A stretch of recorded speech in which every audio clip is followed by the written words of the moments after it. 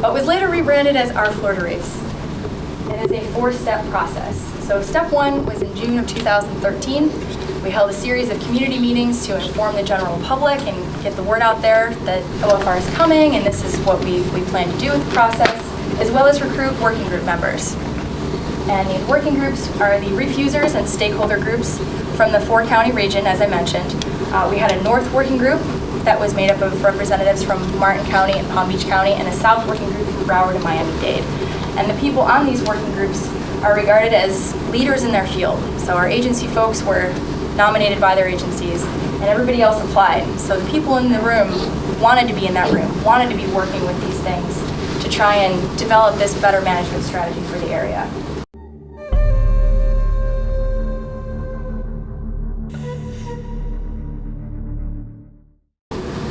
I'd say the working groups, they did a great first draft of that analysis because they're not experts in the field. We can't get everyone to have all that expertise. But the agencies that do implement them do, and they do have those processes that have to go through that whole analysis to look at it. And I think that's where it's really beneficial here, is that that's the end point of these, is making these recommendations to those agencies who then will take it on and go through their process, where they actually go through a full socioeconomic analysis to see what are the impacts and trade-offs on this, and does it make sense to do it. Step 2 has been ongoing since March of 2014 and will continue for more meetings after the community meetings, which I will mention later. But it's been a very long process of drafting and editing and augmenting and combining, and with all of these right people in the room with a wide range of knowledge to help accomplish this goal. Step 3, as we mentioned, this is where we take the information to the community.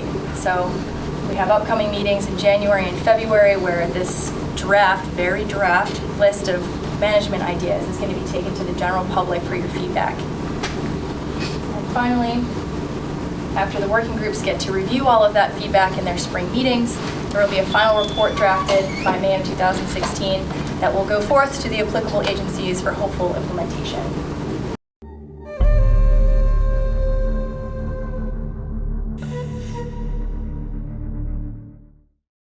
I have 5 examples to show you guys today. I'd like to reiterate that there is a full list of 68 different examples, all of which will be available at the community meetings. Today is just a small subset.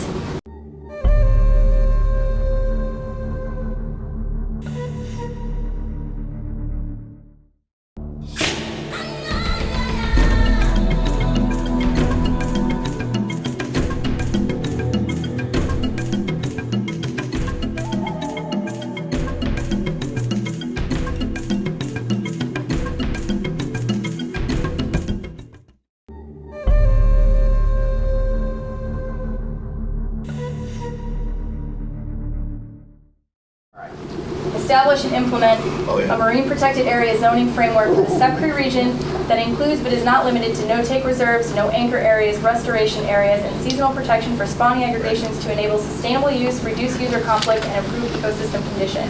For this one, I just want to stress really quickly that this was not some, fly by the seat of our pants operation for the working group members.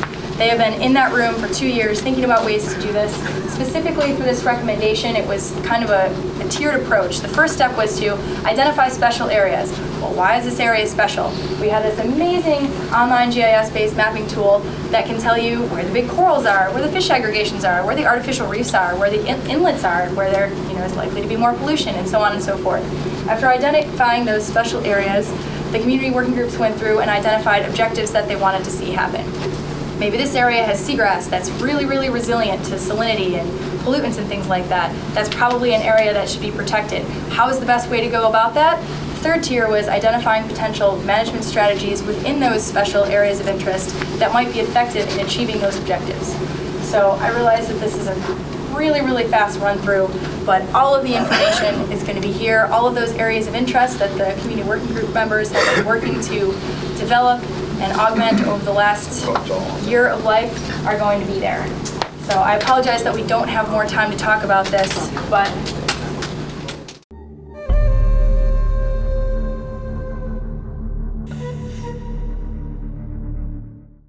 the key for that one is the GIS tool that was developed by colleagues at Nova Southeastern University.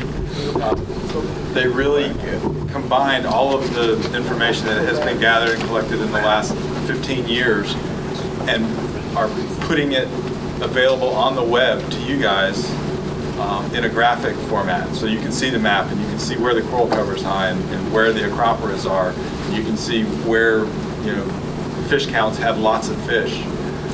They have all of these layers that you can go on and check on and off and overlay, where the high use areas are that were mapped by aerial surveys, people in planes counting how many boats, what their activities were in an area, and overlay that with the resources. And that's really how the community, part of how the community working groups came up with where they put the boxes and what was the objective associated with each box.